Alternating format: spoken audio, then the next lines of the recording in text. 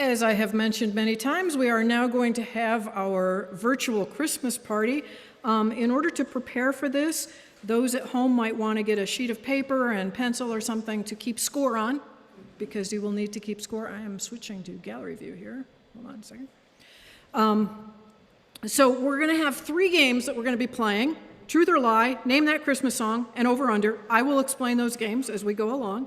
So what you're going to do is you're going to use your piece of paper merely to keep score, and you're all on the honor system, because I'm not going to check to see, who actually was right in their scorekeeping. So you do that in the sanctuary. You can, if you have pencils in your pews, use your bulletins. I don't know, your phones. Keep it in your head if you can.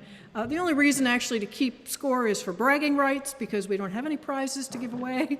So it's really just, so you can say, I'm the best, whatever. So what we're going to do is, after all the games, then we will do our lighting of our candles. I'm going to light this candle up here on behalf of those in the sanctuary. We will sing Silent Night. Those in the sanctuary will hum it. And those at home, when you light your candle at the very end, I ask you to really hold it right up in front of your camera, because we can see you here in the sanctuary being projected. And so it'll be really nice if we can see all those candles. I'll remind you again. Okay, so we're going to start with our first game. Is called Truth or Lie. Truth or Lie. So all of the facts that I'm going to give you today came from more or less reliable websites. If you want to quibble with my answers, you are free to lodge a complaint with the Internet Customer Services, but other than that, you're just going to have to take my word for it. Okay, so the way Truth or Lie works, very simple. I'm going to read you a statement, and all you have to do is say whether you think that statement is true or whether it's a lie. These are all related to Christmas, okay? And I'm going to, hopefully, for those in Zoom, I have a poll, I think, that I've set up. So after I read the statement, I'll throw the poll up, and you can vote on whether you think it is true or whether it's a lie. And then I'll tell you whether it's true or a lie. And if you get it right, give yourself a point. Lord, I have a pad. I could pass out paper if people need paper. If people in the congregation really would like to keep score, Laurel has paper. Anybody want a piece of paper? Or a pencil? Anybody want paper out there? Yes, no. Nope. Okay. Okay, so are you ready to play? Let's hear it. Yay! Okay, your first statement. True or false? In 896 AD, Pope Stephen VI, because I'm sure that's really important to you, Pope Stephen VI, declared that Christmas should be spent in prayer and fasting, and anyone caught celebrating the day would be burned at the stake. Is that true, or is it a lie? Okay, here's your poll, those at home. Just vote on whether you think it's true or whether it's a lie. Can all those at home, give me a thumbs up if you can actually see that poll. Yes. Oh, it's split 50-50. Come on. We need some more votes at home. Okay, how many in the congregation think it's true? How many think it's a lie? The lies have it. The people at home said 68% thought it was a lie, and the truth is it's a lie. That was a lie. Puritans disliked Christmas. From 1659 to 1681, it was illegal to celebrate Christmas in Boston. They didn't burn you at the stake, but they would fine you if you were caught celebrating. But Pope Stephen VI, he did a lot of other things wrong. He was not the best pope, but he did not burn anybody at the stake for celebrating Christmas. Okay, second one. The statement, mistletoe means, quote, dung on a twig in Anglo-Saxon. That's the origin of the word mistletoe. Dung on a twig. How many of you think that is true? Yes, dung as in excrement. Dung on a stick. Dung on a twig, sorry. Dung on a twig. Again, the Zoomers are split on this one. True or lie? How many in the congregation think true? 2, 3. How many think lie? Okay, the Zoomers, there are people still voting. You guys can't, oh, you can see it over there. Okay, the top bar is true. The bottom bar is lie. So there are more people, just barely more people, Zoomers, who think it's true. The sanctuary, more people think it's a lie. It is true. It is true. So give yourself a point if you think that was true. Okay, 3. In Victorian times, people played a game called Snapdragon, in which they would soak a bowl full of raisins in brandy, set it on fire, and then take turns pulling out handfuls and swallowing them whole. Is that true, or is it a lie? Okay, here's your poll. Sorry those zooming, it takes me a second to get that poll going. Okay, true or lie? In Victorian times, people played a game called Snapdragon, in which they would soak a bowl full of raisins and brandy, set it on fire, then take turns pulling out handfuls and swallowing them whole. How many people in the sanctuary think it's true? How many think it's a lie? Oh, the lies have it on Zoom and at home. I'm sorry, it is true. Yeah. Believe it or not. And maybe your ancestors, didn't make it because of that game. I don't know. Really strange. I guess there wasn't a lot to do in Victorian times. So. Okay, number 4. Although tradition says there were 3 wise men, the Gospel of Matthew actually mentions 5 magi, but the first living creche was too small to accommodate 5 men, and so they left out 2, and tradition stayed with 3 wise men. Okay? Did you all get that, or do I need to read it again? I love watching the people voting on here. Okay, we're getting it. How many people in the sanctuary think that was true? How many think it was a lie? You kind of split there. On Zoom, more people think it's a lie. It is a lie. It is a lie. The Bible actually does not say how many magi there were at all. Okay, number 5. Number 5, are you all writing down your score? How are you all doing? Good? Okay. Number 5, in parts of Spain, families decorate a hollow log to look like a dog, and during Advent, the children feed him nuts, dried fruit, and water, and on Christmas Eve, they beat the log with sticks until it poops the candy out. Is that true, or is it a lie?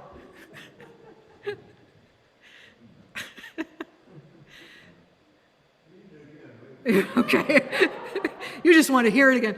In parts of Spain, families decorate a hollow log to look like a dog, and during Advent, the children feed him nuts, dried fruit, and water each night, and on Christmas Eve, they beat the log with sticks until it poops the candy out.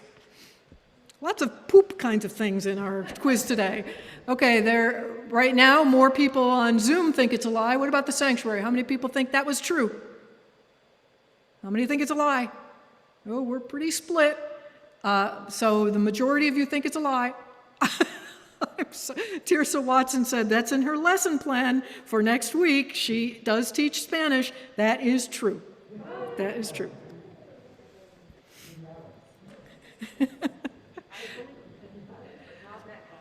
Okay, 6, number 6. There are 10, by the way, for those who are counting. Number 6. Joseph says only 2 words in the Bible. Joseph says only 2 words in the entire Bible. That's Joseph of Joseph and Mary. There are other Josephs, but Joseph of Joseph and Mary says only 2 words in the Bible. How many in the sanctuary think it's true? People at home are still deciding. How many think it's a lie? A little bit more. Okay. People at home are more on the true side. People in the sanctuary are more on the lie side. It is false. It is a lie. In fact, Joseph doesn't speak at all in the Bible. He doesn't say a single word. Okay. Here we go. Next one, 7. Santa's reindeer are all female. Santa's reindeer are all female.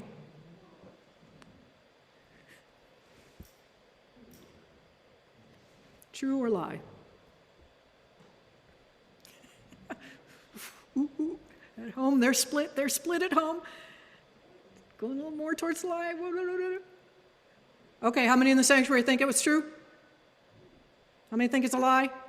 Oh, I'm sorry. They must all be female because, so that's true, they must all be female because male reindeer drop their antlers in November, leaving them without antlers until the following spring, whereas females keep their antlers all winter. So when you see Santa's sleigh being pulled by reindeer with antlers, they must be female. There's a lot of suppositions in that. Okay. Number 8, I said, take it up with the internet, if you customer service with the internet. Number 8, the first modern artificial, I'm launching a poll. The first modern artificial Christmas tree was made by a brush company that used the same machines it used to make toilet brushes. Truth or lie?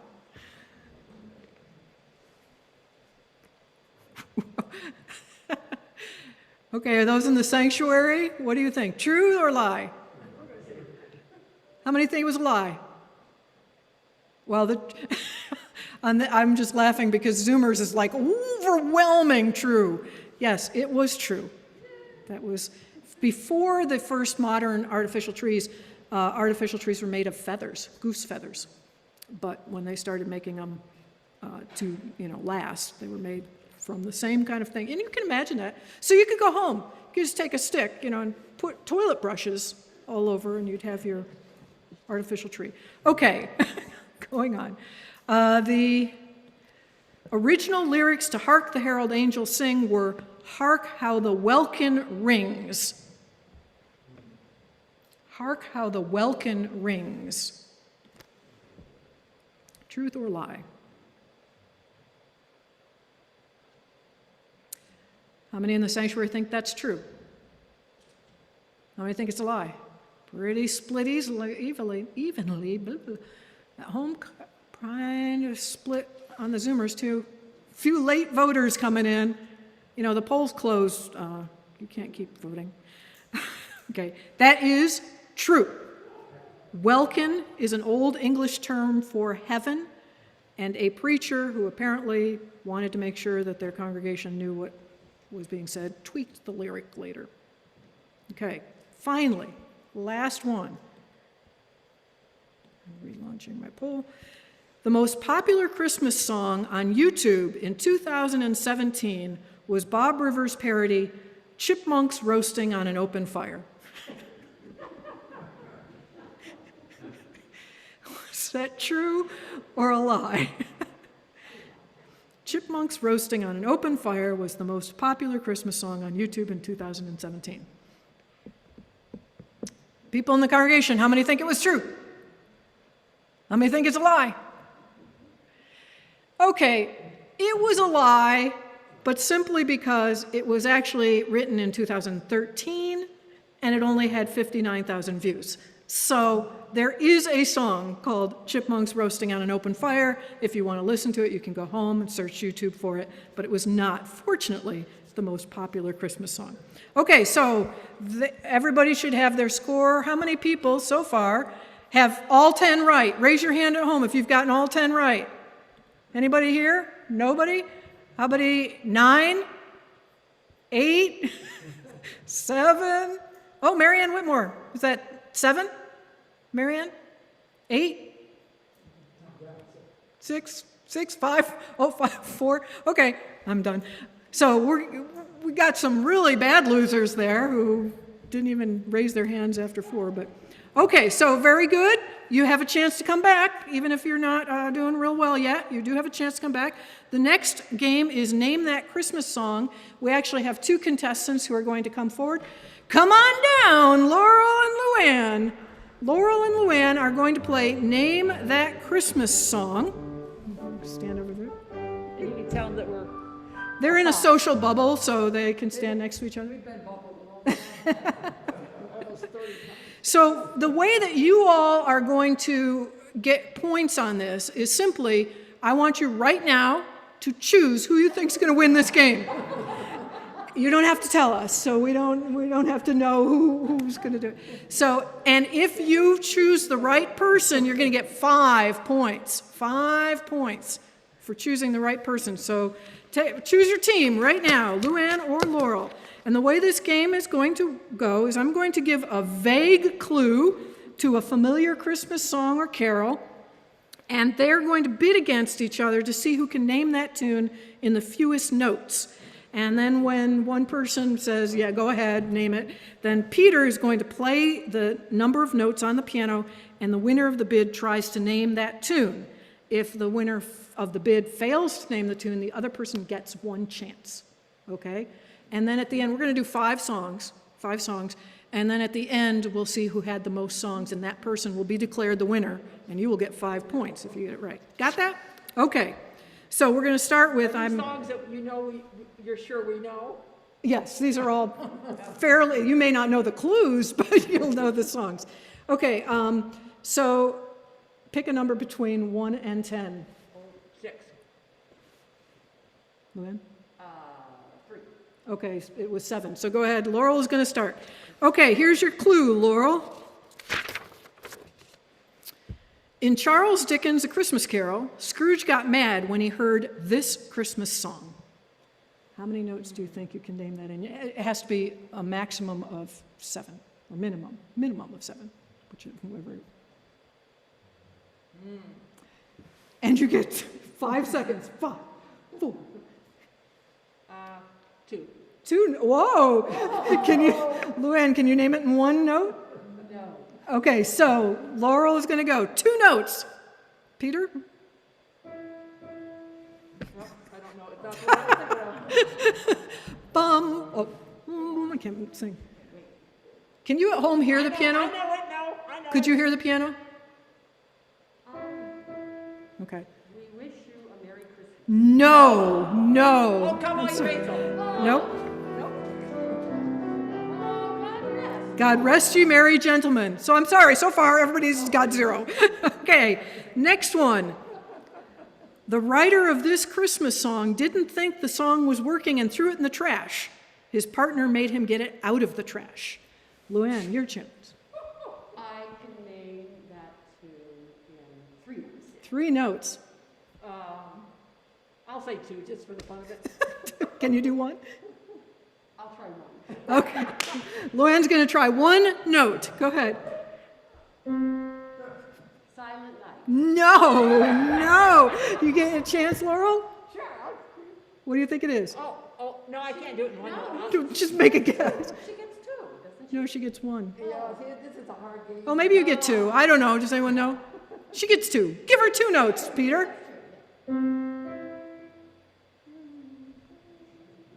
What child? Christmas song, not a carol. Have yourself a merry little Christmas. So far the score is 0-0. I told you the clues were. You might want to pick a few more. You might want to pick a few more notes.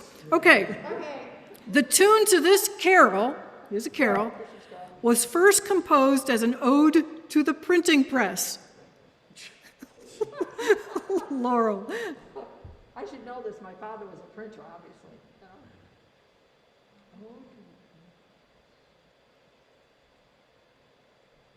I'll say 3 notes. 3 notes. I'll try 2. Laurel, you're going to go with... Well, no, I won't go with 1. Okay, so 2 notes. Oh, Christmas tree. Nope. So now you get 3. Laurel gets 3.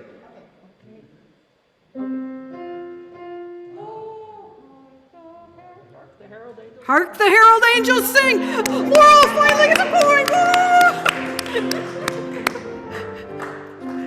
So Mendelssohn wrote that, and he wrote it originally about Gutenberg.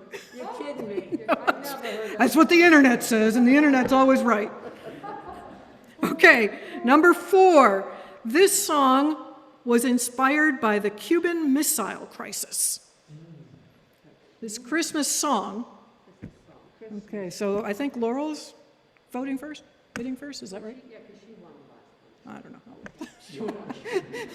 Cuban Missile Crisis. I'll say 3, just, 3 notes. do you want to go with 2, Lawyer? I'll try to. Okay, 2 notes.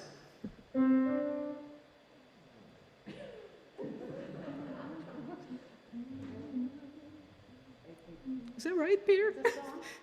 Number 4? It's a song. It's a song. Well, I was thinking, Oh, no. I was thinking Feliz Navidad, but that's No, that's not Feliz Navidad. Laurel, give her 3. Oh, okay. Give her another Go 3. with 3. go with 3, Laurel. Wait, are you playing number 4? Yes, I am. Oh, yeah, okay, I guess. I guess.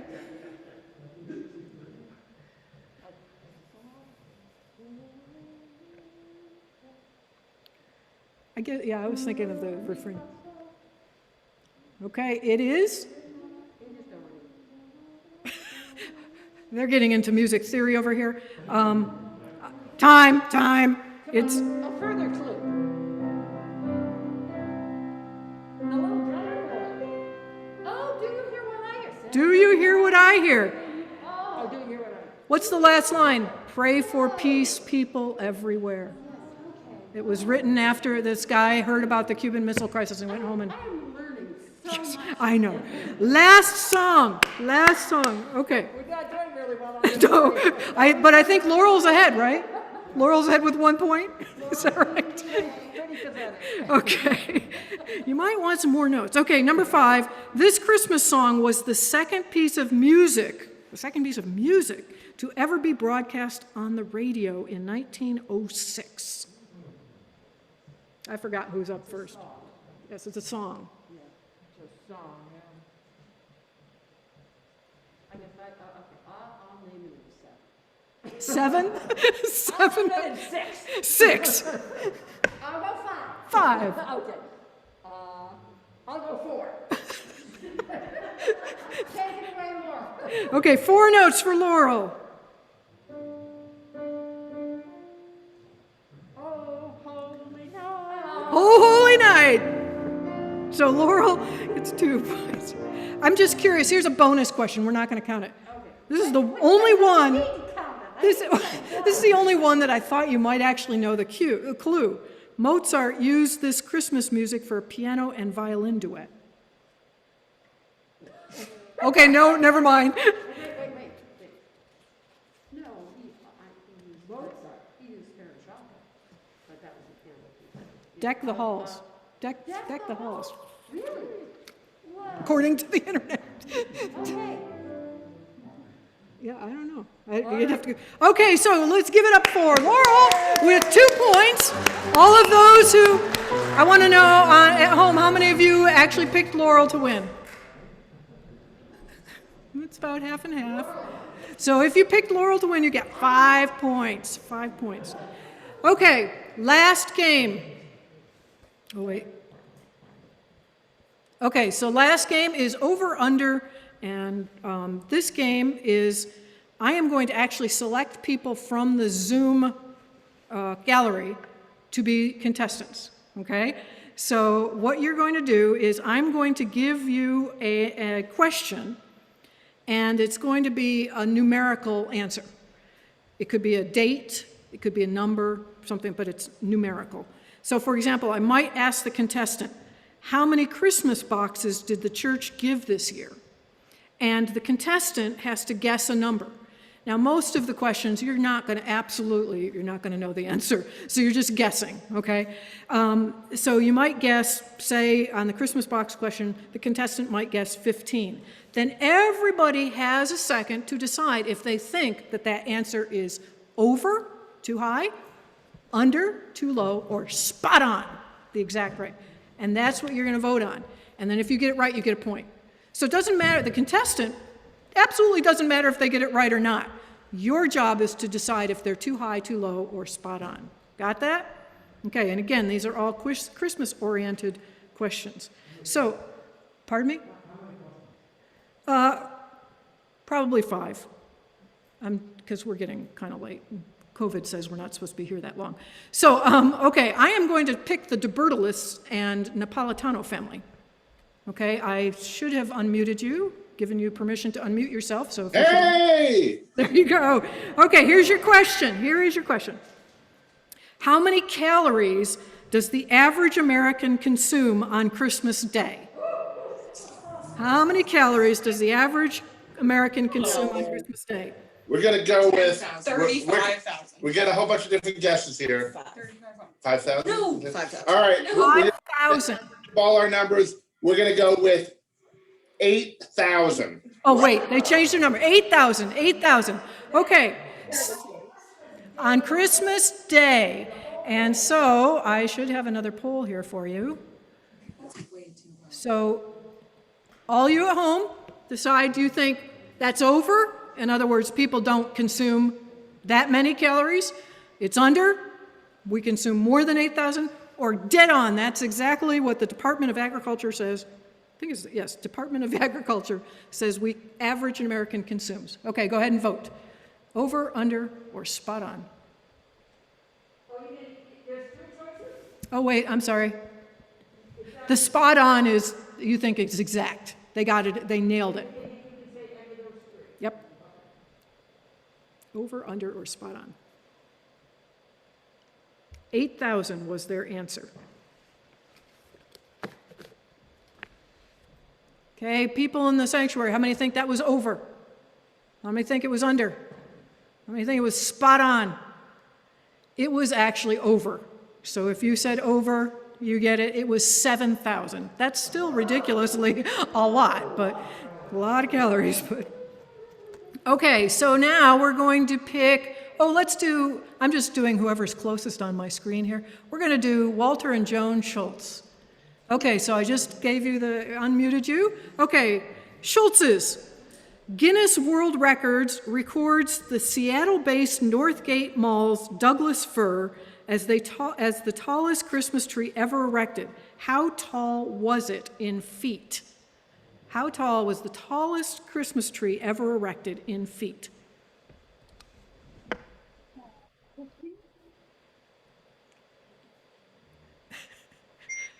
Just guess anything. 100? 100 feet, they're guessing. 100 feet. Okay, I am muting you. Everybody has a chance to. Right now, the Zoom people are kind of divided. Oh, like 50-50 there. Okay, people in the congregation, how many think that's over? It's less than 100 feet. How many think it's under? How many think that's spot on? Okay, it was actually under. The tallest tree is 221 feet. 221 feet. I don't think so. It was in a mall, so it must have been a cut tree in a mall. Yeah, I don't know. Okay, here we go. Next one. According to the I've got to pick a contestant. Let's see. Bev Butts, we're gonna do you way down where are you, Rochester? Are you in Rochester? Florida, right, okay, all the way from Florida, coming to us all the way from Florida, Bev Butts. Okay, Bev, according to the Curious World of Christmas lists, Werner Erhard holds the record for sending the most Christmas cards in a single year, 1975. How many Christmas cards did he send?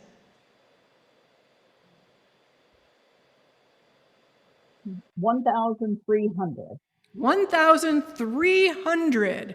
Where's my poll here? Relaunch. Okay. What did she say? 1,300? 1,300. Okay, how many in the sanctuary think that is over? Whoops. Hold on. I launched the wrong poll for the people on Zoom. Sorry. People on Zoom, revote again. Okay, how many think that was over? How many think it was under? And how many think it was spot on? Okay, over, sanctuary? Under? Spot on? I mean, can you imagine if she was spot on? You'd send her down to the casinos, because that would be just incredible. Okay, it was, I read it, done at home. It was under. He actually sent 62,824. Does that make you feel lazy? I mean, really? Yeah, the postage was incredible. How many questions was that? 3. Okay, so we got 2 more questions. Okay, here's one that somebody might actually know. So let's see, who do I have? I'm going to go on to my next screen. Rick Stevens. Rick Stevens, I'm unmuting you. You're way back in the, you may have to come up closer, but okay, Rick. When was The Messiah by George Friedrich Handel first performed? When was it first performed? You should be live, Rick. Go ahead. Maybe we can't hear you, Rick. You know what? I'm going to toss the question, Rick, to your wife. Deb! Okay, she wasn't even paying attention. When was The Messiah by Handel first performed? What year was it first performed?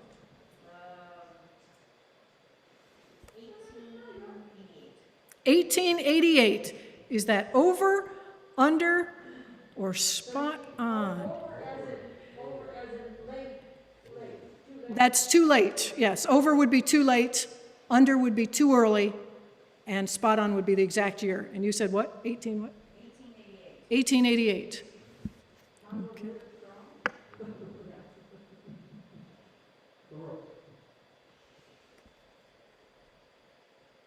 People in the congregation, how many think that was over? How many think it was under? How many think it was spot on? Okay, it was over. Does anyone know? 17 something. It was 1742. 1742. Okay, one. Last question. Let's see who else we have on here I can call on and embarrass. Juicy Annex. Let's do the Juicy Annex. Did you know I was going to call on you? Okay, Juicy Annex. While shopping during the Christmas season, how many times per minute do shoppers use their Visa cards? How many times per minute do shoppers use their Visa cards? Is this in the world or in the United States? I assume in the world. It just says, while shopping during the Christmas season, how many times per minute do shoppers use their Visa cards? So I think that's the world. Collectively. You know, nobody really knows the answer, so all those details probably don't matter. I mean, would it make a difference? How many? He says 650,000. 650,000 times per minute. That's the Juicy Annex guess. And I am going to put up the poll here.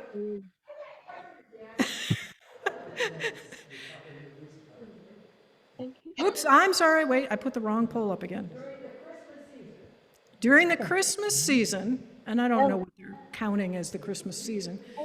During the Christmas season while shopping, how many times per minute do shoppers use their Visa cards? And the answer was, I forgot, what did you say? What did you say, Juicy Annex? Jerry says 600,000, but we don't agree. Number. He said it first, though, so 600,000. Okay, how many think that's over? How many think that's under? How many think that's spot on? Okay. Wait, we got to wait a second longer because the Zoomers are split absolutely dead evenly. Come on, we got to have one more vote in there. Come on. Everybody on Zoom has voted? Oh, okay. Which one are you voting for there, Isabel? He's way under. You think you're under. Okay, the actual answer is 6,000 times. So we're not as bad as Jerry thinks. He said 600,000 times, didn't you? So 6,000 times. Okay, so count up your scores.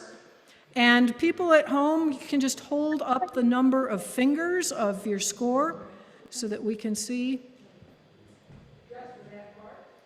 No, for the whole thing. Count up your whole score. How many people need more than 2 hands? If you need more than 2 hands, then you're already in the winners group. Okay? So, in the sanctuary, I can't look at both at the same time. In the sanctuary, what's the top? How many do you have? 14. Anybody beat 14? John, how many do you have? 16. Ooh, John has 16. We'll do it this way. Can anyone beat John Buckwalter, 16? Anybody at home? Can anyone beat 16? No, John Buckwalter is the winner. Woo! He's a hearty handshake. Okay. A box of cookies. Congratulations. Of course, he was married to one of the contestants, so I don't know if that, is feasible. But it could have been. Okay. I invite everyone now to get out your candles. We're going to sing Silent Night. Those in the sanctuary are only allowed to hum, but those at home can go ahead and sing along. You're all muted. I think you're all still muted. So feel free to sing as loudly as you want. For those who don't know about our tradition of the wish cakes, normally we have cupcakes with a candle in it. We stand in a circle and we sing Silent Night, lighting our candles, and then we make a wish for the new year and blow out our candles. So in the sanctuary, I'm going to light this one candle as representative for all of us, and there are wish cakes for you to take home on the way out. So you can pick up your wish cake on the way out and eat it as you go. And those in the sanctuary are invited to hum Silent Night, and the rest of us will sing it. So if everybody's ready, you may see your candles. Hold those candles right up to to your cameras. Okay. Okay, let us join in singing Silent Night. And the lyrics to Silent Night are at the very beginning of your chat. If you want to scroll all the way back to the beginning of the chat, you'll be able to find the lyrics.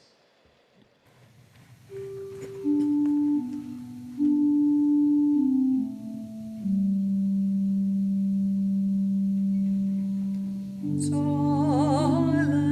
night, holy night, all is calm, all is bright, round yon virgin mother and child, holy infant so tender and mild, sleep in heavenly peace, sleep in heavenly peace.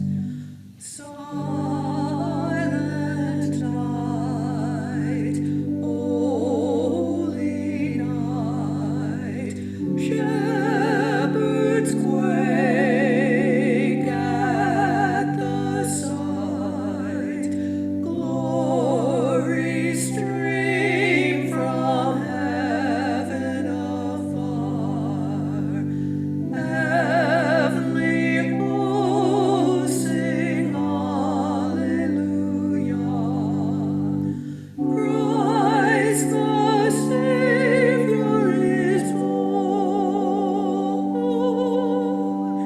Christ the Savior is born.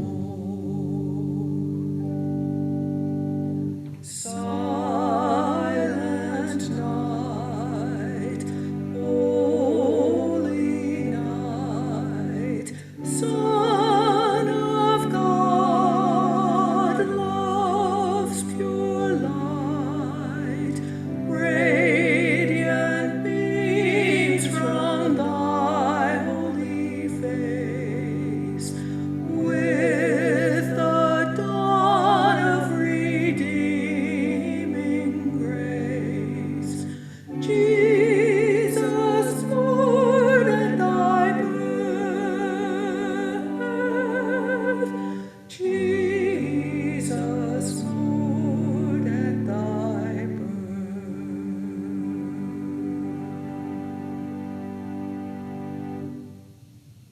I invite everybody to make a wish, and then when you've made your wish, blow out your candle.